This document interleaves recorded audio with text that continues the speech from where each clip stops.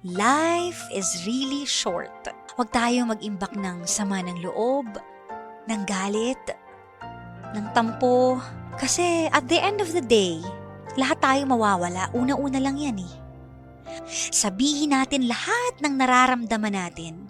Speak your mind, speak your soul. Kasi time is running so fast.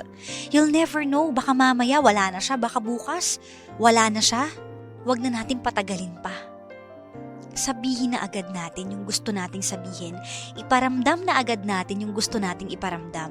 Tapusin na natin yung mga issues na dapat nating tapusin. Mapa-kaibigan, mapa-relasyon, mapa-family member. Gawin natin yun.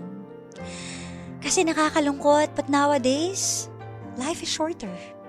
At ayaw nating mabuhay sa regrets. Na kapag hindi natin nagawa yun, balang araw iiyak na lang tayo at magsisisi na sana pala ginawa ko na lang.